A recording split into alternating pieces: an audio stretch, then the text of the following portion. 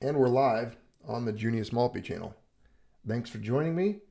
If you can hear me, give me the good old-fashioned sound check, because I hate to just sit here and waste my time and yours. So give me a sound check. I'll wait for everyone to gather in as usual when doing a live discussion, live unscripted, extemporaneous, rambling broadcast from the channel here. It's going to be fun today. We're going to talk about peak silver. And I will be able to reiterate a few things to all of you, because I think this is coming from a skeptic. I was one of those that, well, you wouldn't find me as one of the advocates or proclaimers, apologists for peak silver ideas. And recently, just doing what I do, obsessing compulsively over my hobby of both coin collecting, but also the ideology of wealth preservation in precious metals, I found myself doing kind of like a semi-annual, I think it's every few years, I go into the costs of mining in precious metals and what it takes, whether it's oil or human labor, to produce precious metals. We're going to talk about the combination of precious metals, oil, human labor, but also I want to focus in on this idea, this theory, if you can call it that, this hypothesis of peak silver, because I've heard it before. It's been discussed in the past, and I'd like to talk about it more extensively today. I told you the other day when I brought up this one article, we would have to discuss this and in more detail. So I'm bringing up that very article once again. Let me go to the comments real quick because some of you are gathering in. Let's say hello to channel member Alejandro. Welcome, Alejandro. Good to see you and your familiar face, your familiar icon. Physics Hypernova, good friend, channel member, Blue Wrench Bearer. Welcome, good to see you. And we've got Alejandro, Physics Hypernova. Carlos Danger, another member of the channel, throwing down a silver eagle. Speaking of which, Carlos, from the silver raid the other day that we did together, mine came, my little silver eagles that I got. Call of the Wild, our Patreon member. Welcome, Call of the Wild, Patreon member. Good to see you. We've got and Silver Ripple. All of you, welcome, and good to see each and every one of you. This is going to be fun. We are going to have a good time today talking about, again, peak silver. I've got some articles pulled up. Now, the other day when we were first discussing this, and it came up, it was obviously that we would have to go into more detail. I think Physics Hypernova, I think you might have grabbed this article. I put the link into the last broadcast we did talking about silver production costs. If you haven't seen it, I know it's intimidating. It looks long, and it is. It's like an hour long, but we go into a lot of detail, bring up a lot of articles talking about the costs of producing silver. And I think it's important to understand that. I mean, just look at this one slide here. We're going to come back to it. You're going to see this again. But I want you to tell me, if someone tasked you with mining silver, producing silver, if you'd be able to do it. These are one of those videos where it's nice to hold a silver coin. So if you've got one, whether it's a mercury dime or a 1-ounce eagle or a 10-ounce bar, go grab it. Go grab that ingot or that bullion round and have it next to you. I do think it's important to do that. I'm going to give you a second. I'm going to take another sip of my tea. Those of you in the chat that actually stack, if you hold metal, you hold precious metals, and you're into dynastic wealth preservation over time, go clutch one. Grab one. And welcome, Jeff Keller. Good to see you. Steve Crinner, thanks for the super chat donation, my friend. Good to see you as well. Yarigas de la Yarugas. Good to see you, my friend, as well. This is going to give everyone time to go out and grab themselves their silver coin or bar in your house. Go get it. Don't be gone for too long, however. You're going to want to come back. I just think it's important that as we go through this, you're going to be able to see what we're talking about and handle it and hold physical metal, because it's going to make it more, I don't know, intimate for you when we go into the details today. So thank you, Steve Crinner, again, for the super chat. Very much appreciative. And, he even threw out a big mug of something. It looks like the tea that I'm drinking right now. All right, here we go, friends. Hopefully you've got your silver. I'm not going to waste any more of your time. I think we've given everyone plenty of time to gather into the chat. I'm not going to have a whole lot of time to look at the comments because I kind of want to run through this and not get too distracted. So if you have any questions, There's blue wrenches in there. They can handle certain things. Mrs. Maltby, she's here as well. And if you have questions or comments that you want me personally to address or talk about, please wait till the end. I will have a period of time at the end of this video. So write it down, take a note if you have to. If it's a key point that you want to bring up and discuss, I'd encourage you to do so, but let's wait to the very end so that we can get through all the slides. I've got like 10 or 15 slides pulled up here. Welcome Tyler S., another channel member. Oh, Tyler S., welcome. And to the rest of you, the remainder, any other channel members, I'll have to give you shout outs at the end of the video. At the end of the video, I'll say hello to you after we get through this material, because I don't want to disrupt the flow of things. My brain's too old and shriveled up to where once I get derailed like a train off the tracks, there's no way you're putting it back on. I'll forget that I'm even what I was talking about. So let's bring up first, real quick, the article. I'm just going to show, and I'll come back to it. We're not going to spend a lot of time on it right now. First thing I want to do is, here it is. So this is the research paper that I brought up the other day. And again, I'm not even going to be able to cover the entirety of it today. It's just too long. There's too much stuff in it. And this is about peak silver. And I'm going to get back to it in just a second. I just wanted to show you, this is what really kind of inspired part 2. This video is kind of a part 2 of the last video live we did on production costs and sustainability of silver. And it is a topic that's getting more and more attention lately, and rightfully so. So again, I'm going to come back to this in a second, but I wanted to just share real quick, as in addition to the last video we did, other production costs and mines that I came across while setting up this video, but also it's just important because it piggybacks onto what we talked about the other day. Real quick, from Fortuna Silver Mines. So if you can still see this, here's 2021 consolidated production and cost guidance. Not a big page. This is just from their silver mines here. It's nice they have like an actual old Greco-Roman. It looks like, I think it's a Greek coin, might be Roman, up here in the corner, just showing you, 2,500 or 3,000 years worth of silver serving as money, wealth, the store of labor. Now they've got right here, it looks like when it comes to their all-in sustaining costs for US dollars per ounce of silver equivalent, they've got their mines here. That's the left column. You'll see mine. There's San Jose, Mexico, Cayaloma, Peru. And then they've got their gold mine down here in Argentina, Lindero, which also produces, I'm sure, it doesn't look like it does. Didn't produce any silver according to this chart. But let's go to their 2 mines here, since this is a silver-specific discussion today.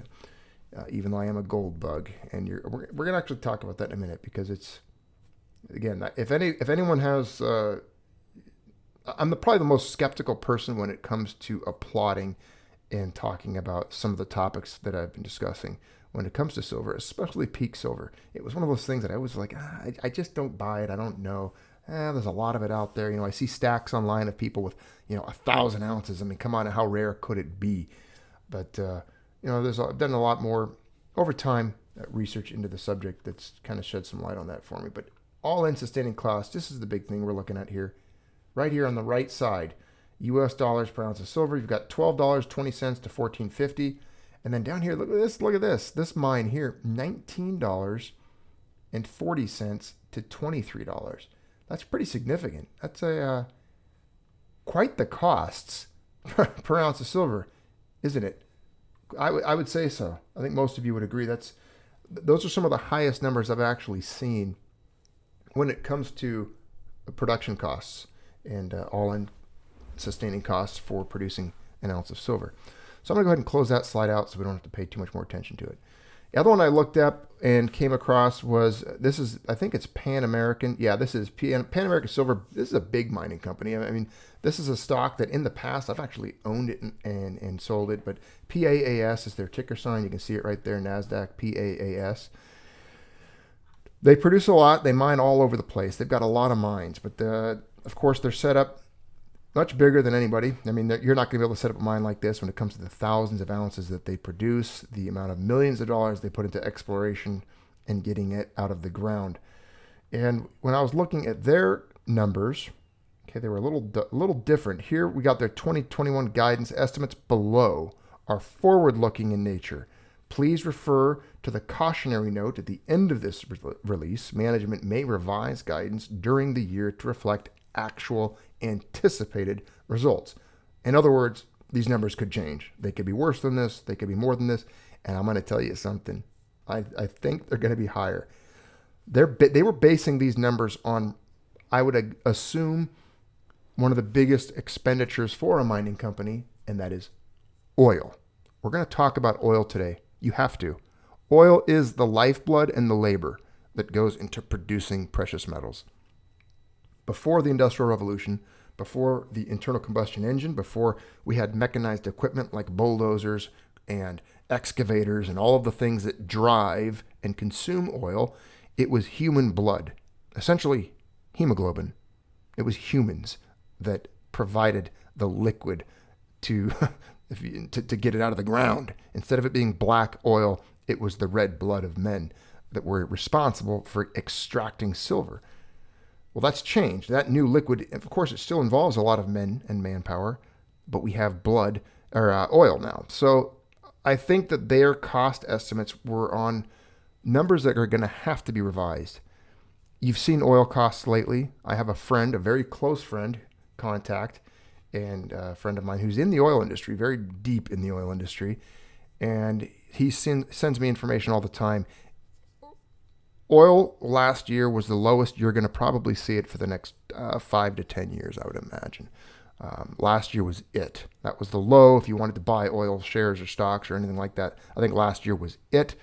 We're seeing new administration things take place in this country, the United States, and elsewhere, and then geopolitical risk and tensions, also in the Middle East, that are going to cause oil prices to dramatically rise. Now, if oil prices dramatically rise, what is that going to do? Because these companies that mine have to consume oil. It's going to drive the prices up. And that's why I know that's a long, getting sidetracked conversation, but I have to include it because these people are saying right here alone, this could change. There could be changes to these numbers. So let's go with the numbers they have. I'm going to assume they're low. I'm going to assume they're going to go up because oil is going to change in price. So here is their silver segment mines. Tells you the production, how many millions of ounces, how much gold that mine is also going to produce, which will offset the silver cost because they're going to get profit for the gold they find, kind of, as if you want to use the word, on accident. So the cash costs per ounce for these mines vary. The La Colorada mine, 4 to 420. This Huron mine, this must be a gold-specific mine, or they did a little bit of gold out of that. That's 480 to 790, so a little higher. And then you start seeing the Morococha mine, $10 to $14, $10 to $14.20, 12 to $13.50 out of the San Vicente mine.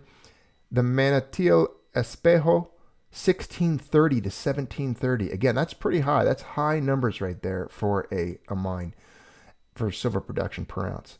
The silver segment consolidated, these are the cash costs, mind you. This is cash. Now wait till I get to the all-in costs in a second. Their average, it looks like the silver segment consolidated. So I'd say the average, it looks like here is $8.50 to $10 for cash costs. Now let's go to the all-in sustaining costs. All in, okay, for ounces per ounce is the amount of dollars per ounce. $8.50 to $9.50, $9.50 to $12.50, $13.50 to $17.50, $16.75 to $17.75. That's the San Vicente mine. Check this out. The Manantial Espejo mine, $19 to $20 per ounce. That's to get this stuff out of the ground. The average for the AISC, all-in sustaining costs, $12.50 to $14. Now, include with that an increase in oil prices, and I think you are going to see a much different outlook. I think in the future, when we come back in a year and look at Pan American Silver's numbers, they're going to be different. They're going to be higher. They're going to be, I'm thinking 25 plus for some of those mines, maybe 20, 25 plus. But I just wanted to show you that because that's very important. That's kind of what we were talking about the other day. Silver production costs, obviously, just a little bit of background. It depends on the mine, the region, all of those things. And then this article here talks about junior and senior companies.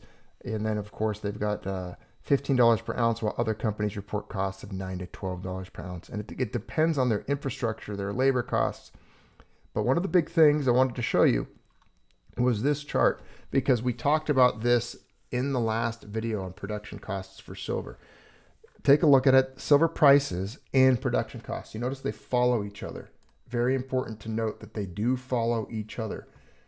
And it's because when the one goes up, the other goes up as well. You know, they kind of work symbiotically in a way, I guess. If it takes too much to get silver out of the ground, if it costs too much, the costs go up, well, then they're not going to extract easy access silver, or they'll slow down in areas. Unless they can make a profit, they won't get it. And so they kind of tend to balance each other out. And you can look in, there's a lot of research on that. And it's kind of a lot of complicated numbers and algorithms and things. But you can just see it here simplified. In here, you've got silver prices as one of these bars.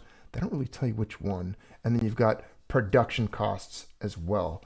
And they follow each other. One of my theories, and it's not really a theory, it goes back to the oil thing. But when I look at this chart, I think, that tends to look a lot like and kind of mirror oil prices. So let me bring up real quick, just look, this is 2013 to 2018. Just look, it kind of goes down. Starts about, so silver back then was 24 bucks, maybe. And then I'm guessing the red is the production costs. 18 to 20, and then they both kind of go down together. Now, when you look at, that's an oil chart, and that was around 2013, right? So look at the mouse here. Can you see where my mouse is? That's 2013. Here's oil costs. Now, do you see what's going on? Look at the trend. Look at the angle. Follow my little mouse here.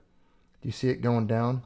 Overall, the price of oil was dropping as well. So the costs of producing silver dropped, and so on. And so it kind of just followed itself there. Now, again, I think I had another one pulled up for oil costs. Here's the 21-year crude oil price, a much bigger view, but we'll go back to about 2013, which is right about here. Right, if you see the mouse, can you see it on the screen? I hope you can. I think you can, yes.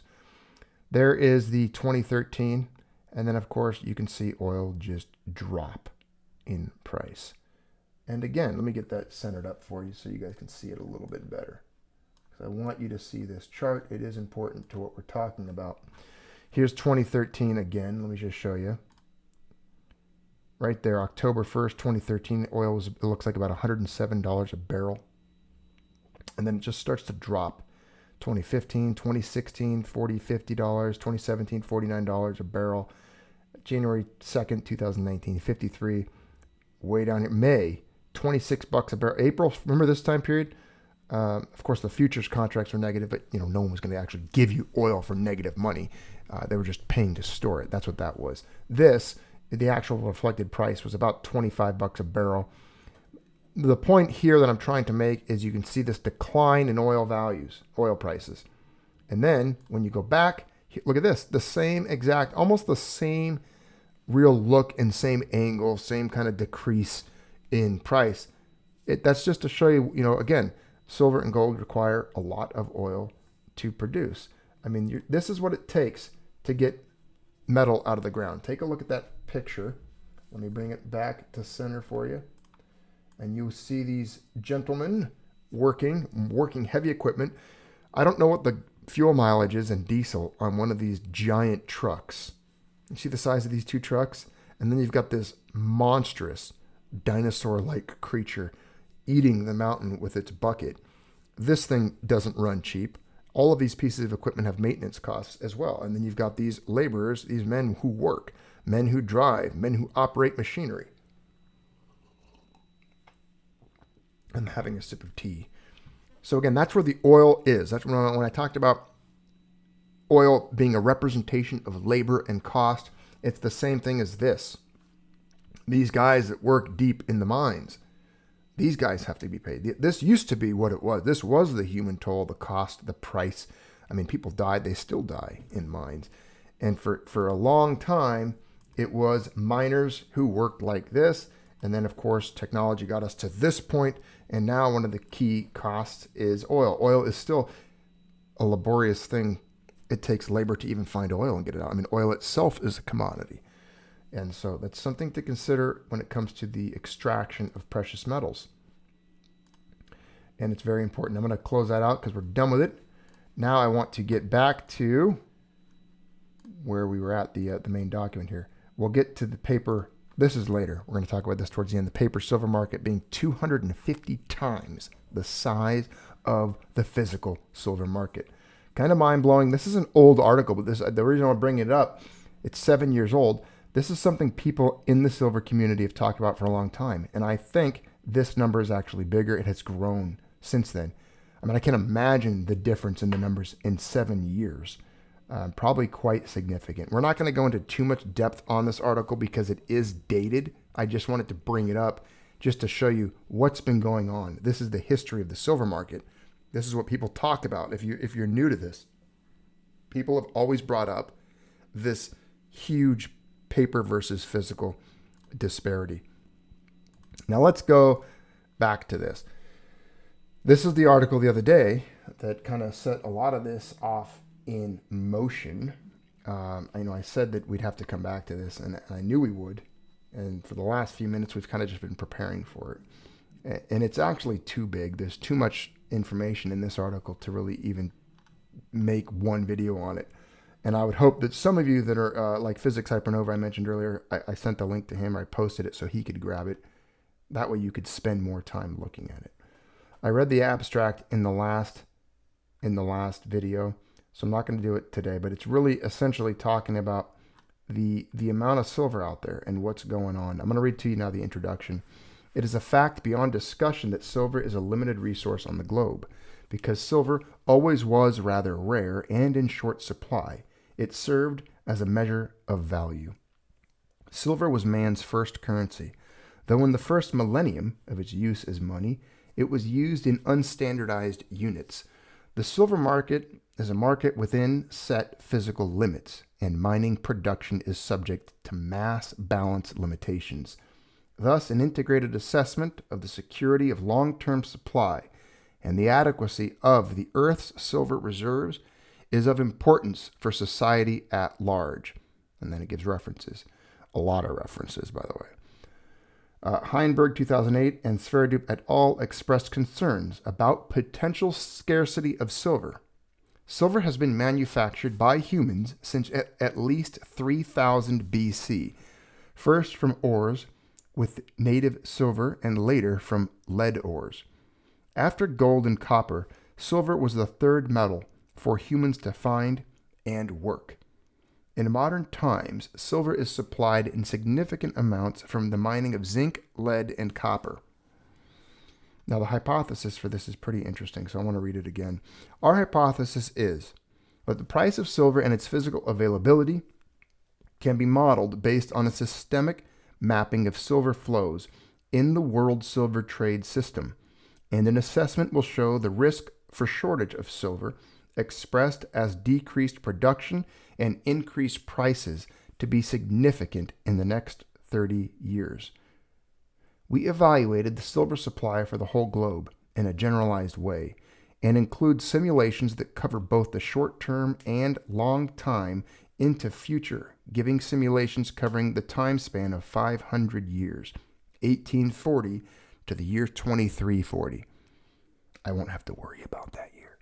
To undertake this task for silver, we pulled into the picture the availability of fossil fuels and the size of the human population of the future. This was done by using a preliminary version of a global civilization model presently under development. The world model it's called the world model, sorry. The previously authors have published some estimates of quantification of when a peak in silver production may occur. Now, it's been debated, but some people actually believe we are already there. Now, according to these guys, we're not, but it's very soon. But none have ever done any integrated systems modeling on the issue. I'm going to pause there for a minute. That was my big problem.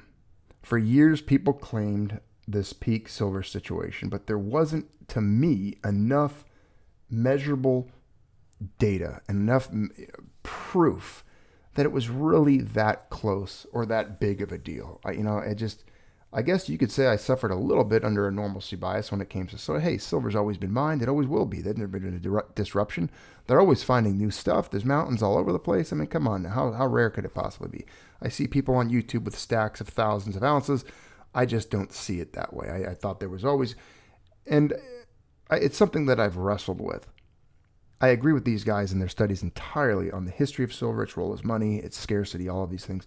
But I just didn't buy into this peak silver as much as some people did.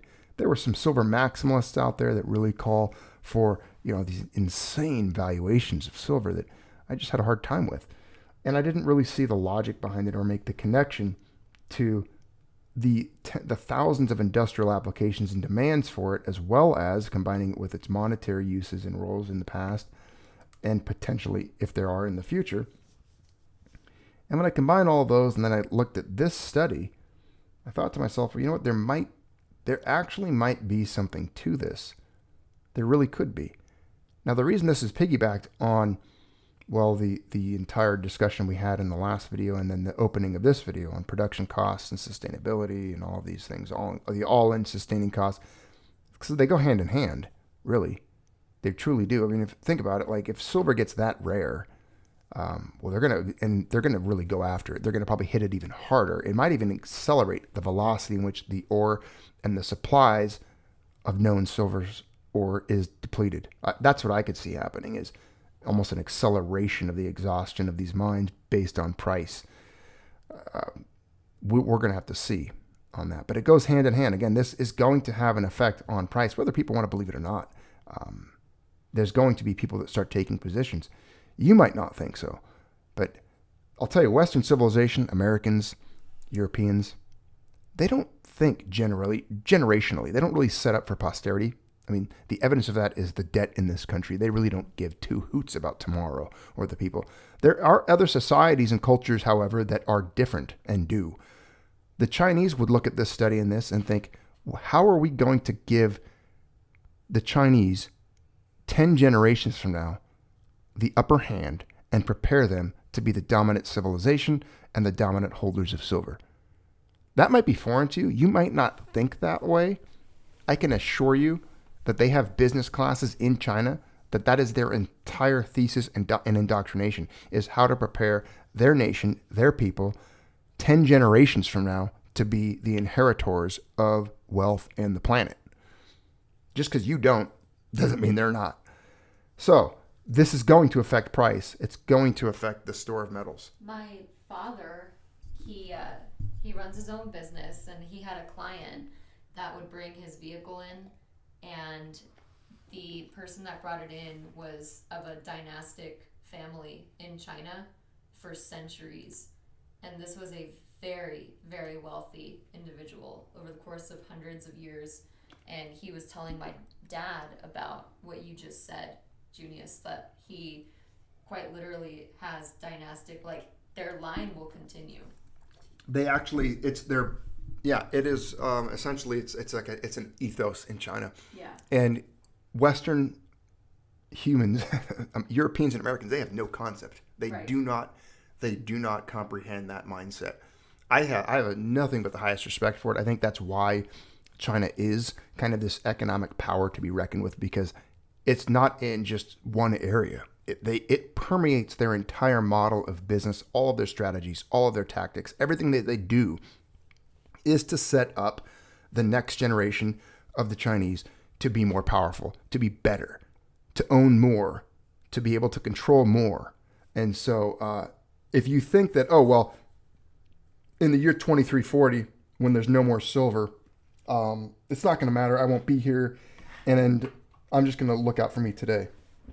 No, you have to understand something. The Chinese, the cultures and the nations that are preparing for the exhaustion of silver reserves, they are preparing now. They're taking positions now. And it's going to have an effect on silver prices now and in the decade to come. I would say quite dramatically. That's my assessment. I'm not a financial expert. Nothing I ever say is financial expertise or advice. These are just my observations and my personal opinions. You do with them what you want and make your own decisions. Like I say all the time, pull your big boy pants on, make your own decisions. Don't blame anybody else for your mistakes. Okay? You got to make your own decisions.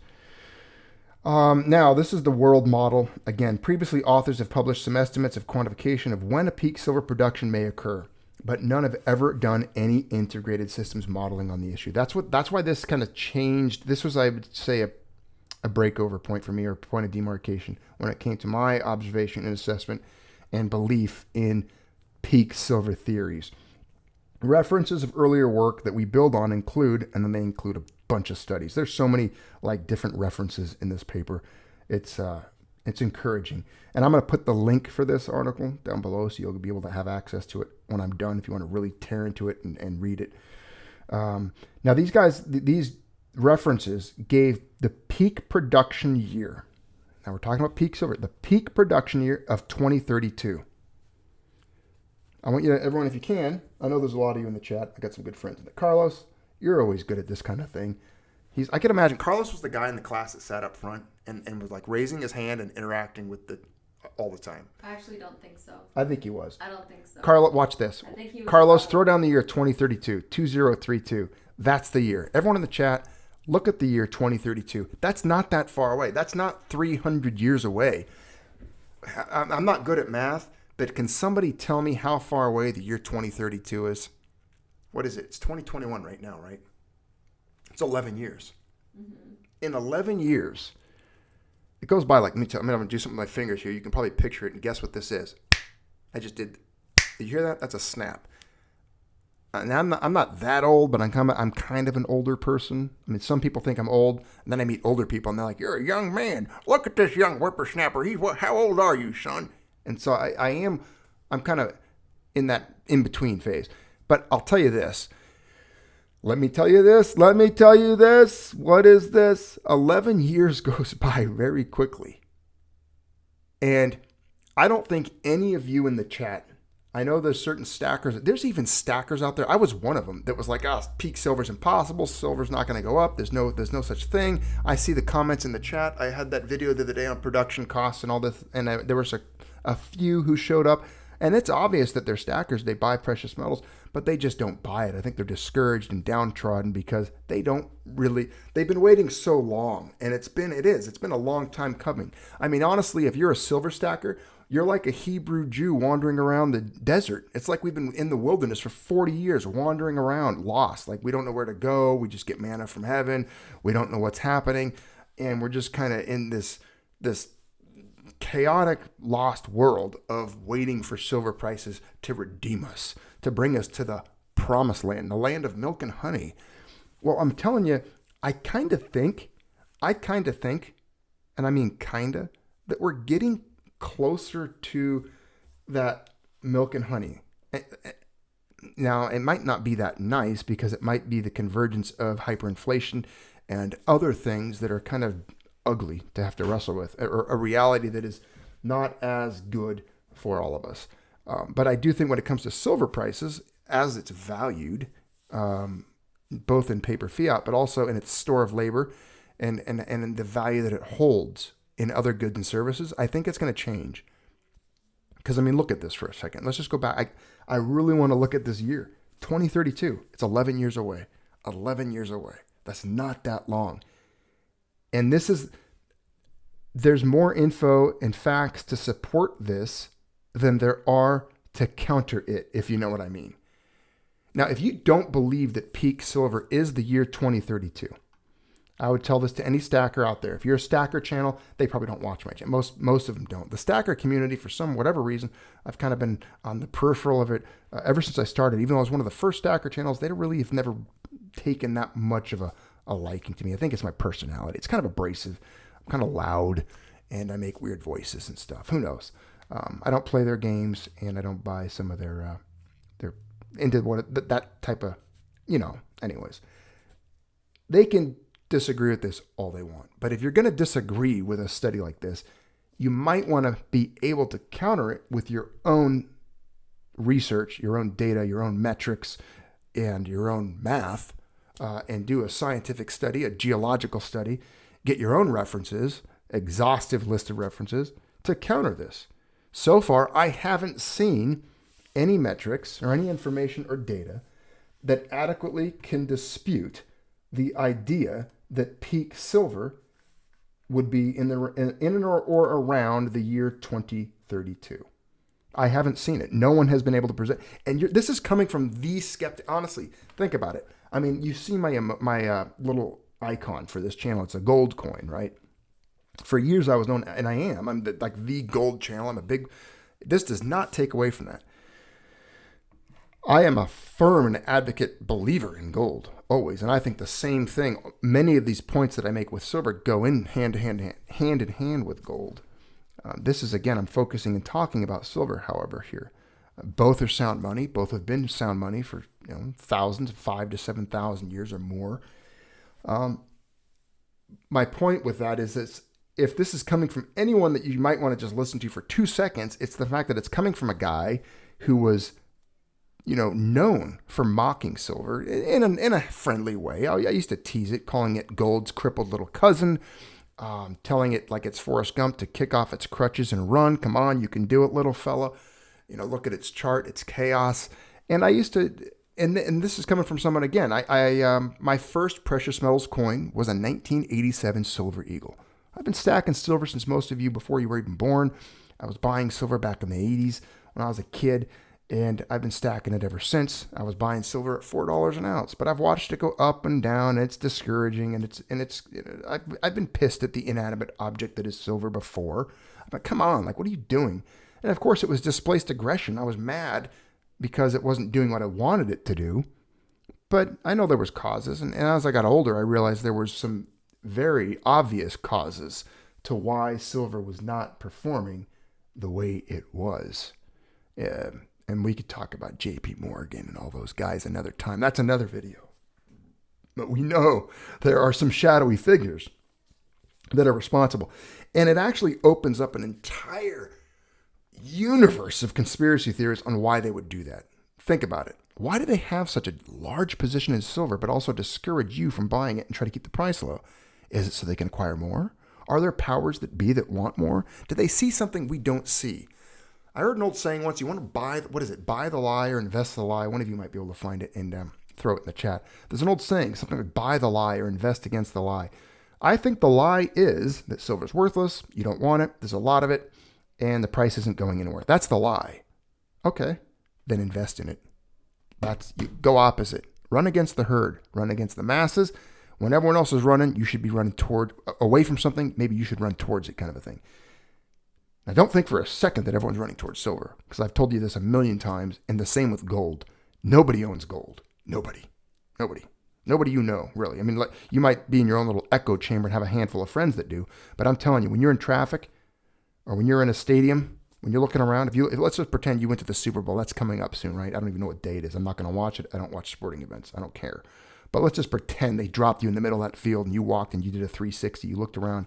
Every seat was full. There's 75,000 screaming idiots in the stands. And you're looking at all of them. Probably 10 of those, at most, has ever held an ounce of gold. A 1 ounce gold bullion coin. Less than 10 of them. Less than 10 will even buy any. And about the same number probably have ever held any silver or own silver or buy silver. It's not a bubble. There's not a lot of people doing it. Right now, you're sitting in a chat room echo chamber alone. There's not a lot of people. It's less than 1%, as physics said. We are the 1%. It's less than that. Less than 1% have ever held a physical. So that's something to consider. Now, I know we just went off a lot just because of this 1 year, 2032. My whole point with that was, if you're going to disagree with it, you better come at it with facts. Now, the reason I'm giving it credit is because I don't have the time to come up with some 45-page study with a bunch of Germanic names like Heinberg and Ragnardottir and Sverdrup. I'm going to trust these guys just because they have Germanic last names and they did studies that say et al. With a year on it. I mean, these guys know what they're talking about, right? They have to. I'm telling you, this is some 2032. That's what these guys are saying based on simple analysis of Hubert's peak production model. Roper, 2006, published a report on the internet. He gave the peak year of 2031. Heinberg, 01, Heinberg, 05, Heinberg, 2011. These are the references. Indicated the peaking of silver production between the years of 2030 and 2040 based on burn-off estimates. That's it. That's the years, that's the range. The year they've narrowed down to is about 2032. They apply the following fundamental assumptions. The laws of thermodynamics are universally valid. The physics hypernova would probably agree with this because I think he has a doctorate in physics. And if anything is off in this study, I'm sure he will let me know. The laws of thermodynamics are universally valid. The principles of mass and energy balance apply everywhere with no exceptions. We assume that the official statistics on reserves in the ground have the correct order of magnitude. We analyze the system using flowcharts based on box arrow symbols and casual loop diagrams. Many of the data sources are not consistent between them, and we will, when necessary, make expert judgment on what we think is the most likely figures when there are uncertainties. And then it gets to the point where it's quite, it gets into the arena of symbols and high algebraic equations and such that are beyond the ability of yours truly here. If you can see this here, again, this is physics hypernova's repertoire. This is your arena, my friend. You're the doctor of that. You've got the PhD in physics, not me. The point here is there's a lot of information, a lot of effort that was put into figuring out this idea of peak silver. And like I will tell you again, I'm sure there's someone who's more skeptical than I am, but I was probably one of the more skeptical people that you would come across. I didn't believe it. I just thought to myself, you know what? Silver is super copper. It's great. I know it made rad coins back in 2000 BC. I love them. I've got my historic coins. Most, if not my very favorite coins ever struck throughout human history have been struck in silver. I hold silver. I like it. I still buy it. I just didn't really buy into the peak silver thing. And I've got to admit, sitting here right here on the other side of the microphone from you, I got to tell you that I'm starting to think, and I'm gonna do it. I will have to make myself some crow soup, and I'll eat some crow because I think I was wrong with that. And it takes a lot to say you're wrong. A lot of people they puff their chest and they beat it like a silverback gorilla, and they think they weren't wrong about something, or they make an excuse. I'm not gonna make excuses. I had my reasons for not believing that there was such thing as peak silver, or that it wasn't going to be in a certain time frame. If you had asked me a week ago, Junius, when do you think peak silver is? When are we going to hit it? I had seen things that said we were already there. I didn't have any information to back it. I didn't believe it. I don't know. I would have told you, I really don't know. I don't think it'll be anytime soon. I think they'll find a new mountain one day, maybe. Maybe there's some little new mountain somewhere like Jose Garcia Peak in Peru. And, they get into it. There's this big vein of silver. I don't know. I think they've scrambled the planet. I think the 7 or 8 billion people that are living on this rock have pretty much ran around and drilled ore samples and studied the geology and striations of the Earth's crust quite extensively. Technology's gotten pretty good at finding the last little scraps of anything. So my guess is they found it all. They've looked at it all. The information's there. And if it's not between the years of 2030, it's got to be somewhere in that range, 2030 to 2040 now. I mean, I've seen this information and I can't argue with it. So I would have never come up with a year or a date on it, but I would have never thought, I'll tell you, I would have never thought that it was within 11 years of right now. I can tell you that much. I would have not thought that. I don't think that I would have come to that conclusion on my own, and I don't think I would have been convinced of it. This paper that I'm showing you right now, this study, has had somewhat of an impact on me. I got to admit, this kind of changed Junius's perspective on whether or not I see silver doing certain things in the future. It's kind of opened up, I guess, not a Pandora's box, a new door, a new window. Yeah, there's a new door. When one door closes, the other door opens, all that stuff. I think this opened a new door. I have been looking at other information. Again, I've always been into the COMEX situation, the paper contract side of things, and and what's going on that side of that front of the war. This is a war. Again, this is all of this information is a war. We're in an economic war. We're in a war for truth. Like I posted earlier in the community section on this channel, and I guess I could just read it to you in case you didn't see it. Some of you aren't channel. If you don't know how to find that, you go to the channel and you just click the community tab, and there's posts in there, and I'll just read it to you because, I wrote it this morning and I wrote it, sincerely. I said, gold and silver are the enemies of the financial system. This is a war of ideology. This is a fight for honest, sound money and the rights of humans to freely transact with mediums they choose outside of a fiat, debt-based system of corruption and lies. There is no middle ground in this fight. You either hold metal to fight this system, or you are merely another non-programmable character, a zombie citizen, staggering through this modern wasteland of mirages. Hold metal, buy metal, fight the system every day and break it down to the ground. Join me and spread the message. That was what I put out there earlier. And it's kind of the mission of this channel, always has been, to do that, to fight that front. And I think having information like this kind of helps encourage me and hopefully it encourages you as well to know that, wow, we're on the right side of this. They're going to come after it. They want metal. The elites want metal. The banks want metal. All of industrial civilization requires metal, silver specifically, and gold. It's going to happen. And I think this is not even, I'm really not even taking into consideration the whole economic reset stuff. This study, the guys that wrote this, it's from Scientific Direct.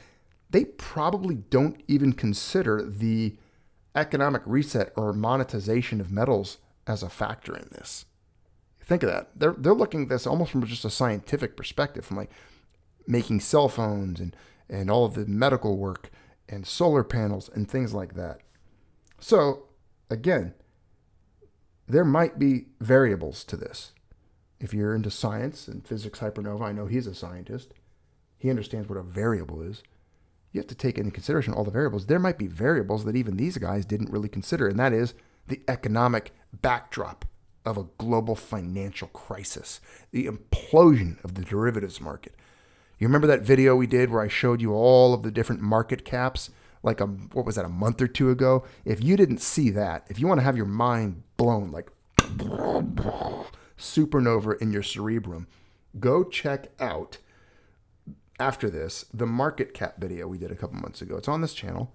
And look at the market cap of silver, all the silver there is, compared to the market cap of like global debt, the U.S. government debt, the amount of circulating fiat paper, the amount of the derivatives market, all of those different things. It's unbelievable.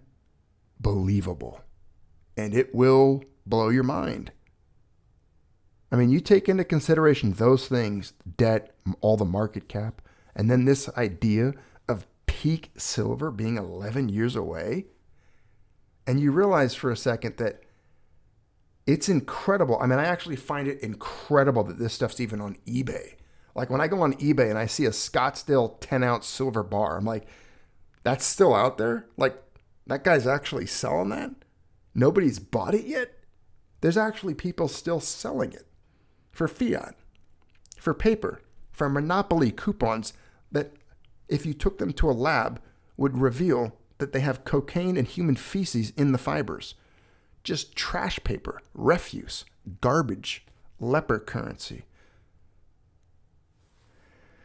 Something that's on fire, burning 2 to 3% of its value every freaking day.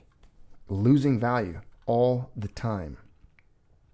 So again, there is some further stuff we could read. I could spend more time reading this paper with you guys. I didn't want to go into all of the formulas because it's not something I want to do. I really don't want to read formulas, and I would be an idiot to even try to explain them to you. I would encourage you, if you're a formula reader, to go read these formulas on your own, though. System dynamic modeling was used to reconstruct the past for explanatory and testing purposes, to estimate the time to production maximum, and to study the rate of decline to silver scarcity after the maximum production rate has been passed. The flow pathways and the causal chains and feedback loops in the system are are mapped using systems analysis. And then the resulting coupled differential equations are transferred to computer codes for numerical solutions using an environmental such as Stella. The methods are those of systems analysis and systems dynamics incorporating mathematical modeling of complex systems. Bunch of references listed. This approach gives more detail, demands more insight, and can include more factors, but is more difficult to parameterize for dynamic modeling. Elaborate flowchart and causal loop systems analysis charts are needed. Time for Junius to take a drink of his tea.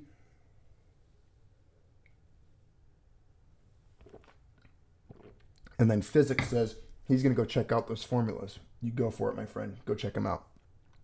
Of these methods, we use 1 to 3 to give diagnostic indicators of risk or of problems in the future. Method number 4 is used for predictions and in-depth analysis. When the basic assumption of boundary conditions once used to be constant are no longer valid, then static methods like 1 to 2 are invalid. Then fully integrated process and mechanism-oriented dynamic models are required. Very boring, dry material. Now here's where we get some more interesting stuff. Data collected and the assumptions made to fill gaps. If you knew how long this thing was, this is the longest study I've seen on silver in a long time. It's an entire PDF. Much information for silver when it comes to amounts in society and industrial flows is not available in the published scientific literature. K.A. Rasmussen Precious Metals Industries, Hamar, Norway, has been 140 years in the silver trade. So these guys have 140 years in the silver trade. Most of you have like 6 months to maybe 10 years. Some of you, I'm guessing, have 20 to 30 years. These guys have 140 years of experience in the silver trade.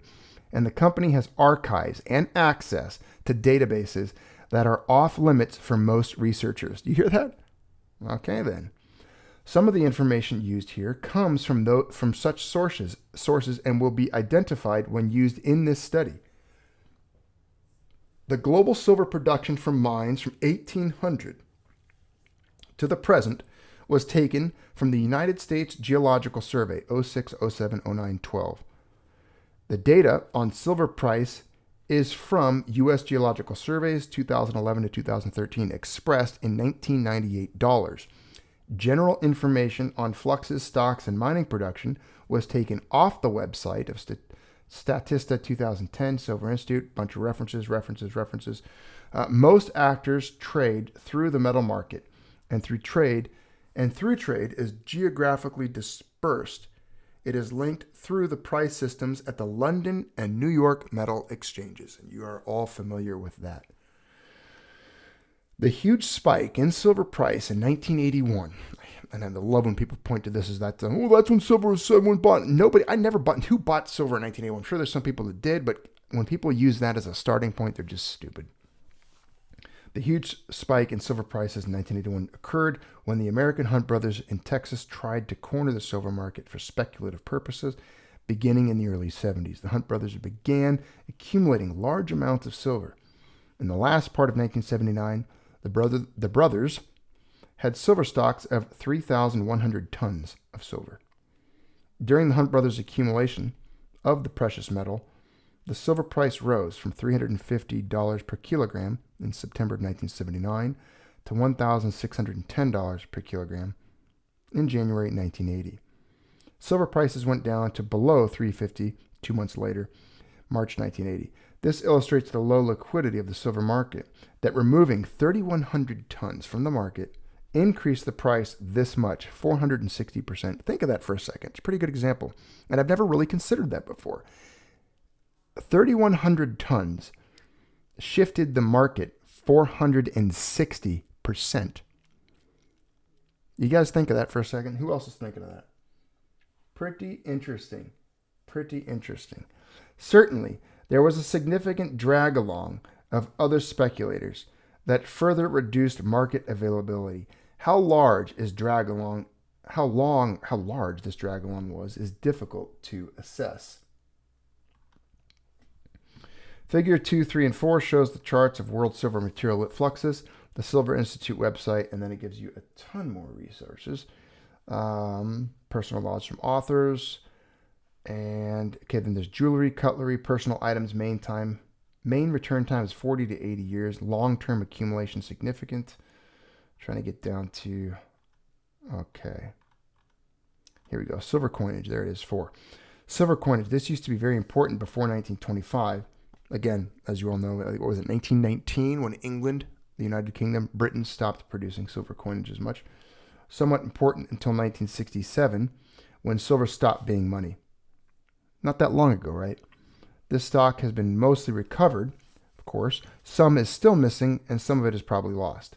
Well, some of it's being hoarded, because I know a lot of you in the comments hoard constitutional silver, and we all buy our rolls of silver coinage. And of course, they would love to have it taken back and recycled. And a lot of this actually talks about how important it is for silver to be turned in and recycled. In the future, there's going to be a lot of demand for that, according to what I've read. You're going to have essentially waste mining, waste management, where people are trying to recycle and consume and get silver out of garbage, where people throw things away that have it on there or part of it. And there's this chart here, interesting, that shows you just the flow of silver, lost at sea. I like this. Nature in the sea, lost. That's where all the ship silver is, nature or on land. But here you got some silver in the ocean. They recover it every now and then.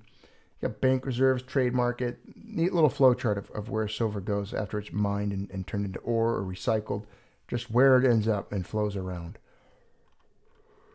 And then there's a flow chart for world silver material fluxes, substantially modified, updated based on a study by Rauch and Pekina, and complemented with the K.A. Rasmussen unofficial data estimates. Numbers stand for amounts in thousands of tons of silver. So these are thousands of tons of silver, and it shows it flowing around. Again, all the data they used. 20% of gold comes from silver and copper mining. 60% of the silver extracted comes from copper and zinc and lead mining. We've talked about this recently. Most silver comes from the mining of copper, zinc, and lead these days. There's strong correlations between silver production and that of copper and zinc, but less between silver and lead, probably because the amounts originating from lead mining are insignificant in the bigger picture. Silver cutlery and silver jewelry are the most commonly privately owned silver items. Even if sales have gone down lately with Hubert's curves for zinc and lead, and with the copper model for copper, it is shown figure 1 how we generate the curves. Extracting lead from silver was known from antiquity, but the extraction of silver from copper and zinc was only learned in modern times. The ore grades for copper, zinc, and lead has been steadily declining for the last 100 years, now leveling off at a very low content, approximately 1%, or 100 grams per ton for copper and zinc. And then there's the data they show you for that. Just it's dropped off. These are the charts showing you silver and ore grade over time, and it's just dropping. And there you go. So this is 1750 here at about year 2000. Here's 1900 to about the year 2015 or so. And then, of course, we've got the cost of mine operation per ton, figure 5C. Figure 5C shows the cost of mine operation per ton, which is right there, operating cost per ton. There it is. And there's your gram. There's your ore grade gram per ton there, dropping, and this is the cost of operating costs. Of course, it's dropped over time with efficiency and modern technology. We assume the physical extraction cost for silver to be the same as for copper, however, adjusted for the difference in ore grade between copper and silver. The silver content in mined copper is approximately 0.03%. Silver is in the range around 0.05% in zinc. The changes in silver ore grade with time are drawn together using data from different unpublished corporate information from North America, Australia, and Scandinavia. Figure 6A, okay, that's figure 6A, I believe that's right here, shows the recorded oil price and very approximately the predicted oil price, black, from the world model. Figure 6B shows the rise in global GDP as recorded and estimated using our models. So this is showing oil prices per barrel predicted. Look at this little chart of science. So if I'm not mistaken, in the year 2040, they're saying we're going to have oil probably around 140 $150 a barrel. It's going to be about $100 a barrel. Yeah, they're looking at $150 a barrel maybe soon. And then they've got it up here at $300 a barrel after the year 2100 or so, which is going to cause, it's going to be significant. And we talked about that, the correlation between oil costs and mining costs. All right, so the point of this is, again, very exhaustive study, discussing silver, peak silver. The biggest takeaway, I mean, you don't even have to look at all of the information and the data on this to walk away from this with the year 2032. That's probably the biggest thing. I mean, I know most people, if you sit in a class and you get PowerPointed to death and you look at chart and you hear someone ramble on like me, as boring as this is, you're not going to really care to remember a whole lot, right? I mean, most of you aren't going to really care about the percentages of ore. I mean, how many of you, even though we just talked about it, remember or even care to remember the content of silver percentages in the ore of zinc, right? It's not something you're really going to want to remember or retain. The biggest thing to retain here is the amount of the year of peak silver being 2032. And then there's some other information that's interesting. We have assembled a set of these tables here. They get an overview of how much and where the silver is located in nature and society. Not all numbers are in full agreement. This is an effect of using different sources, uncertainties of estimates in the literature, and estimates from different points in time. So here's your time periods. Again, we talked about this the other day, the tons of silver mined, and it just kind of shows you the amounts during certain periods and recoverable reserves looking backwards and forwards in time, expressed in millions of tons of silver metal as estimated from extrapolation of different historical sources. And that's all here. But again, very interesting study that I wanted to talk about, and I wanted to share with you my personal transition into kind of looking at the idea or the theories behind peak silver being more possible than I thought prior. But again, a lot of numbers in the study. Like I said, I will put this down below in a link, and rather than bore you to death with reading more of it, I'm going to leave it for you to discuss. Because again, this is the, let's look at this though. Here's the copper production, zinc production, global silver production, tons per year. There it is. This is the silver production, this one here. And 2032 is right there. Look at this though, almost no production. This is actually a really interesting chart. I wonder if I can download a full-size image. Let's get it. There we go. Let's zoom in on that. You guys want to zoom in on that?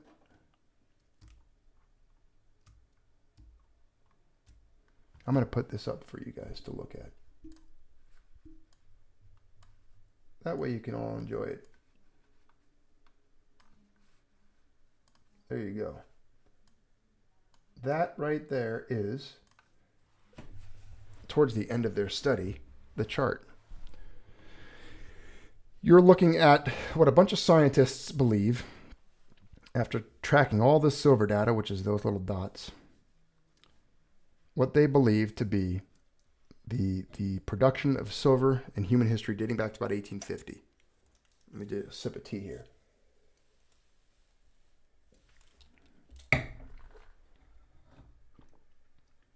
What you're looking at here is that's the 2032, the top of the peak. That's where the mouse is. Peak silver production. And it looks like it steadily falls off a cliff here. By 2050, it's dropped to here. By the year 2100, we're down to here. Look at that. Basically back to the amount they would produce, equivalency of 1900, the year 1900. So if you think about it, in just 200 years, we will have extracted the majority, if not all, of the remaining silver on the planet. And then from the year 2100 to the year 2250, it almost goes to zero. So consider that for a minute. Just let that chart sink in, screenshot it, share it. You know, when people tell you that you're a fool or an idiot or a clown, you don't know what you're talking about, and tell them to counter this. Come at you with facts, come at you with data. If they don't believe it, then, well, by all means, counter it. Present your own study. Go explore people that have 140 years worth of time in the silver market and, go toe-to-toes with them. Don't just sit there on your couch with one hand in a bag of chips and another hand clutching a soda and just proclaim that you disagree because you want to. You're going to have to do better than that. You're going to have to come up with a little bit more than that. Okay. This is why I think silver, it's setting up to be quite a significant setup.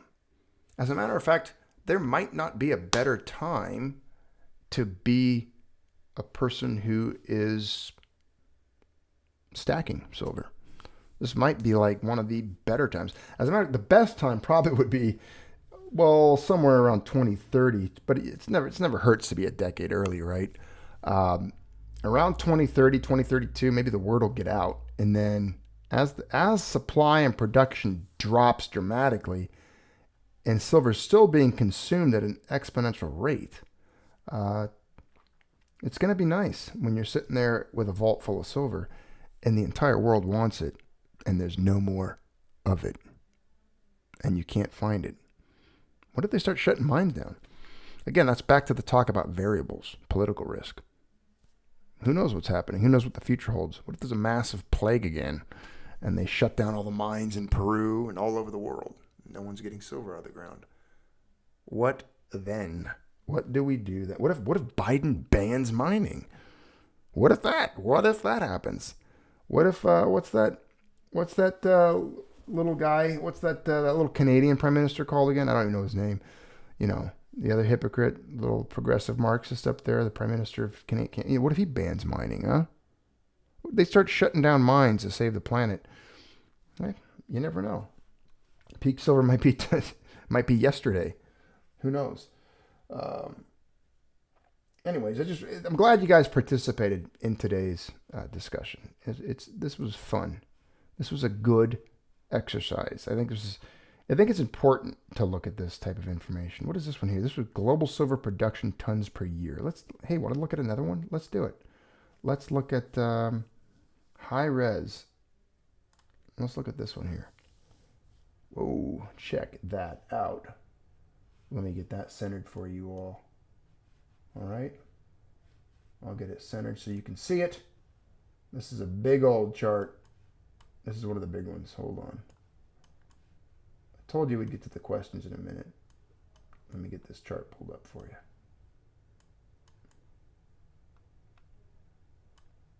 It's almost there. There we go. Transition. All right, here we go. I've got it pulled up. There you see it. Can you see it? Good. I'm glad you can. I need you to look at it. Take it in. You got some information there. All right. What do we got? We've got silver data. This is global silver production in tons per year. So we've got 2000 BC. Where's that at? Looks like the little dots there. And then you've got, let's go to where we are now. Let's see, 1500 AD. That's this color here. And boom, boom, all this data. Industrial mining from ultra-flow deposits. The last silver is the thin black line, and that's here. Oh, okay, that's the production. Global silver production in tons per year. The thick black line is the sum, the total of all humans. Okay, that big thick black line is the sum of all of these. Basically all human silver mined throughout time. That's the global production. Year over year over year over year. The silver rush is in pink. And so I can't even see. That's somewhere buried in there. There's a big cluster here in around the year 2000-ish. And then it's gone before the of course, it's 3,000 way up here. There's 20 something, 2,300, 2,100, I think they say, 2,250, somewhere in that range, is when you couldn't find silver if you tried, if you tore the whole planet up. If you ground up Earth and melted it down and smelted it, you wouldn't find any apparently after this time period right here. So that's interesting. I like these. These are fun little charts to look at. These are just interesting. I haven't gone into them this big yet. AG from copper. What else do we got? What else, my friends? What else do we got? I'll center this for you so you can see it. We'll go to the questions now. I think we'll be done. Too many charts. Nobody wants to sit there and look at charts all day. Some of you might. Physics probably does. He's into that kind of stuff. He's a scientist. World production, silver model. That's the Hubert's model there. Oh, this one we do got to bring up. I'm sorry. The last, well, I keep saying the last chart. Let's look at this. This is the Hubert's model, often referred to world silver production per ton in tons. This one we do need to look at. You're not going to have this much fun on any other stacking channel, trust me. Right? At least we try to get data here. I don't sit there and just waste your time. I'm hoping you're getting something out of this. All right, here you go. World production, silver model, Hubert's model is the dotted line. And they all kind of converge around the same time period. This is the silver model, which is here, the solid line. The dotted line is the Hubert model. This is world silver production in tons. So 25,000 tons is somewhere right around here. That's above that, we're about 28,000 tons, it looks like. And then, of course, it drops off 2032. This is the peak. Again, back to 2050. Year 2050 looks like we will sit at around, according to the silver model, it looks like 13,000 tons. The Hubert model might take a little bit longer, about 20, a little over 2050, somewhere in there. They kind of follow each other very closely, though. Very closely. A very similar pattern there. Either way, regardless, we're sitting right here. You're sitting up here in peak silver territory. So that's interesting. Interesting data. Again, I'll include this down at the bottom, the link. The last interesting fact here was silver that's lost or gone missing. Because I know a lot of times this is brought up. People refer to this quite frequently. I myself have talked about it and referred to it. That oftentimes silver is destroyed in its applications. And there's a list of things and things that take place. Like silver in films or old archives, homes, landfills, irretrievably lost. It's never coming back. That's something very important to think about. There's a lot of silver also in jewelry or cutlery that's missing.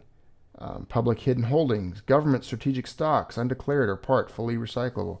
There's a lot of silver that's, even though there's been a lot mined and accounted for, some people estimate that a significant percentage has gone missing or gone completely. Of all the silver humans have dug up over a millennia, we still retain about 80 to 85%. That's according to these guys. We've lost, however, this is interesting, they've lost about 15 to 20% of all silver ever mined in the history of the world in the last 5,000 years. 15 to 20% of silver is gone. It's gone. And it's gone. So that's something to think about. It's not just because it says that it's been mined or that there was a time in history where it was brought up to the surface, it doesn't mean it still exists. 20% of all silver is gone, and silver still goes missing. There's going to be a lot of boating accidents, I predict, in the near future when they declare silver stackers and silver holders to be enemies of the state or enemies of finance, and they demand them to turn it in. I think at that point we'll see a mass disappearance of silver from the market. And with that, I will conclude the broadcast or discussion part of this in the study of silver and peak silver, silver supplies, and all that. So we'll go to the comments. I'd like to open the comments and questions up to members of the channel. You guys know who you are. Members are the ones with little coins next to the name. And if you're a silver member, you know who you are. So go ahead and hit the questions, hit the comments. participate here in the channel. That's what this part is for. So looking forward to getting some comments from those of you that are part of the channel. Did I miss anything in the chat, Mrs. Maltby? You were, where were you? You were off gone. You were gone. You left. I was on the telefono with my mother about foster kittens. Oh, okay. You were on the phone with your mom.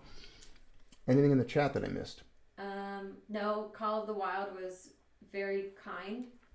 He was talking about some of the things I go through with my illness. Wished me well, as did others. Then let's see.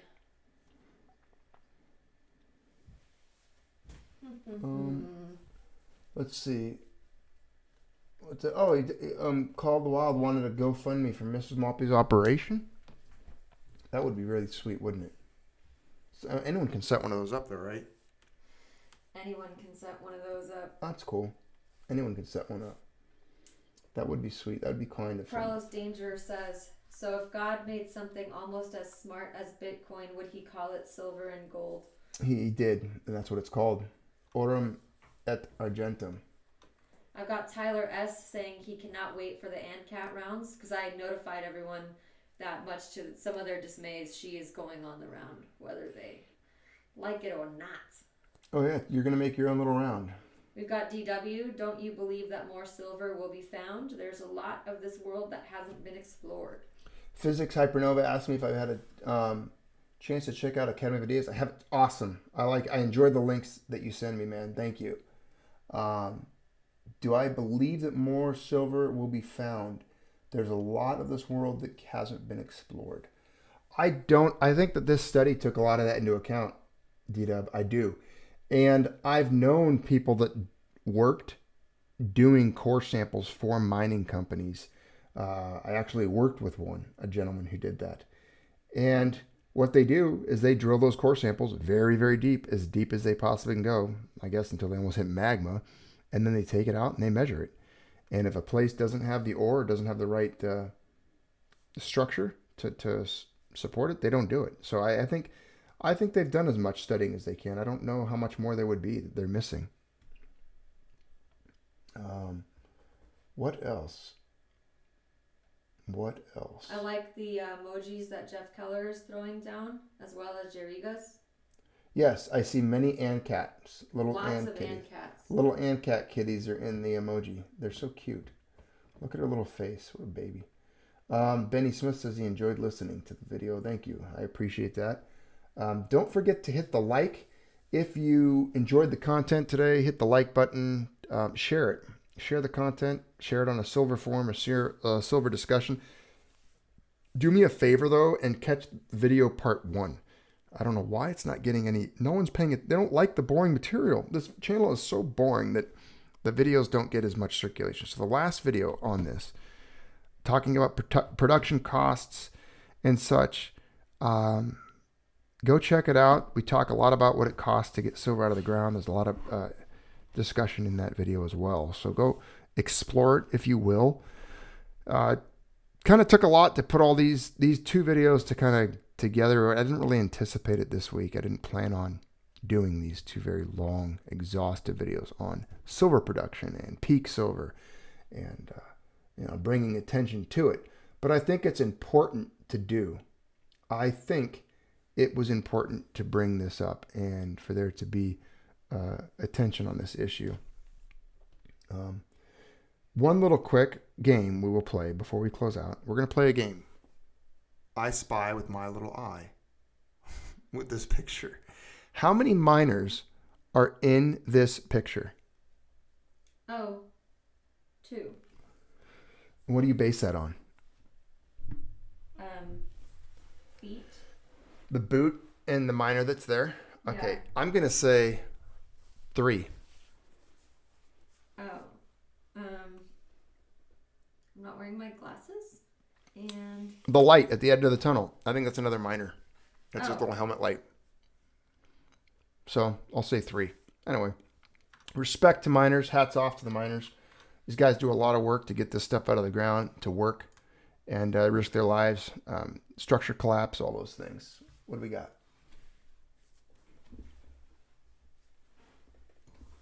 Johnny Dingo, welcome. Welcome to ANCAT's Pillar Dollars, my friend. Good to see you. Thank you for signing up. I think you might have unlocked a new emoji. Awesome. Congratulations. Welcome to the channel. That's our newest member, ladies and gentlemen. Round of applause. Everyone, welcome Johnny Dingo into the channel membership.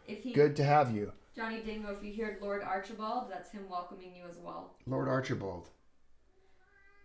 Oh, and someone took the photo. Dang it. David Harkin outthinking me. No, it was How do you know it might not have been a minor, though? It was Rat Trap 88 that said that above him. I saw David Horgan say, okay, so two people. But how do we know that that was a minor? It could have been someone that worked for the press. They're just doing a study, you know. Might have just been I said minors. How many minors? 1, 2, 3. You know, we got it. I like it. I like this helmet, though. It's pretty cool. I think it's a cool picture. I like it. It would make a nice coin to honor minors, having this, like this scene. That'd be a neat scene. Mary Spencer. Oh, Mary Spencer. Welcome. Good to see Mary Spencer. I've been speaking to Mary in the chat. Now Mary's like the Mary newest. a lot. Mary Welcome, is Mary.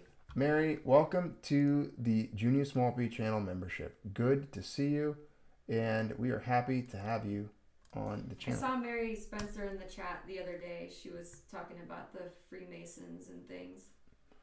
Welcome. We need people like you, Mary. We need more females in here. Come on. All right. I was thinking of doing another raid soon, so save your shekels, save your dollars, save your money, save your rubles, save your euros, your pound sterling, your pesos, save your loonies and your toonies, because we will host another silver raid, a pirate raid. We will assault the silver shorts, the COMEX, and pull more physical off the market here on the channel live again. We will do it, and it will be fun, because it's always fun to buy silver and to pull it off the market. So thanks for tuning in, all of you. I appreciate those of you that were part of today's live, part of the broadcast. It was pretty popular. We had a lot. There was, I think, over 200 of you in the chat or in the live while this was going today. So that was pretty good to keep that number sustained. It's good to see an audience. It's good to have people here and discussing this type of material. Archie. and appreciate it very much. Archie. That's going to be it. I'm going to go make myself and Mrs. Maltby together. We're going to go make some food. I think we're going to make burritos tonight. Oh, we're going to announce the raid in the community. You guys have to pay attention to the community tab. Yes, the community tab is imperative if you want to keep up, because I even announce things now like, hey, I'm going to be going live soon, like in 5 or 10 minutes. So 2 things. If you're tuned in still, it's obviously that you're dedicated to the channel, because I don't know how there's still 145 of you listening, because we're not talking about anything. We're just kind of rambling on and doing like a long, drawn-out Italian goodbye, which I'm good at. You know, so before I say goodbye, it's important. If you want to know how to get in contact or like know when these things are happening, if you want to participate and like say, hey, I was part of a silver raid with the Junius Maltby channel, or hey, he's going live, I'm going to catch it. I survived the 2021 silver raids on the Maltby channel. You have to be able to sign up for those by going into the channel and clicking notifications. There's a bell. So go to my channel when you're done here and click notifications, or anywhere on your YouTube, click the little bell, subscribe to the channel. You have to be subscribed. You have to click notifications and be notified and allow yourself to be notified. And then if you go to my channel, our channel, the Maltby channel, click on community. Do you see it? There it is. See the community tab? I can see it. In the community tab is where you will see things like going live soon, real soon. That's very pertinent. I posted that earlier. The newest videos, you'll see those up. You'll see news articles, links to like this study. 6 hours ago, I posted the very study we discussed today, where I discuss observations in the silver and the gold market, funny little images. You'll see other little polls. Oh, sometimes I make my own meme. I made my own meme the other day. Did you guys see the meme that I made? I made a meme. It's a picture of stackers chasing the COMEX. I thought it was pretty funny. I didn't get very many laughs out of it. If I start fostering kittens, I might throw pictures of little bobbly head dingus kitties on there. Yeah, Mrs. Maltby. I won't overwhelm you guys, though. Yeah. just here and there. Mary Awesome. Would like that. Mary would like a view of my kitty room. Mary would like our view of the kitty room. And one ugly man says we need 2020 Silver Raid t-shirts. Or that would be fun. You should make, I can't do everything. Mrs. Maltby's more creative when it comes to that type of stuff, more artistic. You guys need to yell at her about that. I've exhausted myself in telling Mrs. Maltby to get on Teespring. They changed their name to just Spring now. But we do have shirts and mugs that you can get for the channel down below. You'll see that. But I told her we need to come up with some really cool, funny ones that you guys enjoy. So we're always open to ideas. And being that you just submitted an idea for a Silver Raid t-shirt, I think it would be fun to make a little Junius Maltby channel, a Maltby channel shirt where we've got like a ship, maybe the little frog, Apu. And we could show that you participated in a Silver Raid. Hey, David Horkin. David Horkin is now the newest member of the channel. Welcome, David Horkin. You are a member. And Cat's Pillar Dollars. Welcome, David. Thank you. Thank you for signing up and becoming a member of the channel. You get to use our fun emojis now. Yeah, check it out. Try throwing down a fun. If you're a new member and you haven't done it yet, throw down. New members. Express yourself. Your emojis. Try out your new emojis. Another one that we will vote on in the community tab. So we will vote on the next emoji. Yes, there will be new emojis. One of them, right? If it's unlocked. It's one right now. So Mrs. Maltby will put out the ideas, and you guys can vote.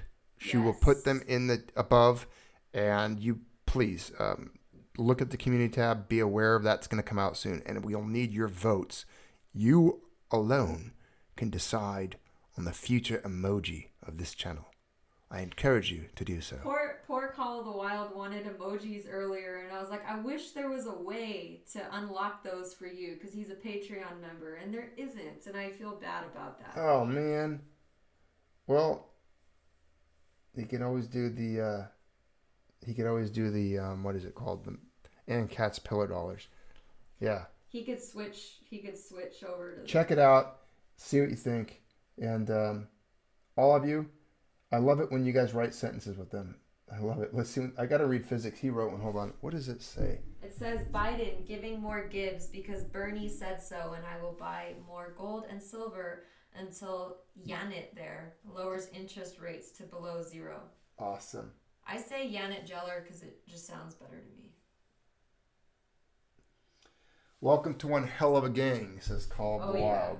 We are... it's a hell of a gang. We're bizarre. We're crazy. We're maniacal pirates. I don't understand how people come to our channel. Please, if you can, throw down the ideas. Submit ideas for the new emojis, the next emojis. We'll vote on them. We'll decide. I'm really appreciating Tyler's love for the ANCAT right now. Tyler S. Little ANCAT emojis being thrown down. He wants ANCAT rounds made. They're coming. That's what your plan is. That's my plan. That's your project. So again, welcome David. Welcome Johnny. Welcome Mary. We appreciate all of you and Call the Wild. We see you there. We see you on Patreon, Call the Wild. Like I said, I wish I could give you the emojis. Yep, and there are more Gibbs coming out. So prepare for the, that'd be a fun raid when the Gibbs come. Alrighty. Thank you all for tuning in. I'm going to end the live now. We're coming up on one of the longest lives we've done in a while. An hour and 28 minutes and 20 seconds. Archie, do you have something to say? Archibald. He has things to say. He was welcoming the channel members. Hey, what are you saying, buddy? Lord Archibald was welcoming the channel members. Big fathead kitty just wants you to eat. All right. Everyone else, have a good night. Thanks for tuning in. Be well. Keep stacking.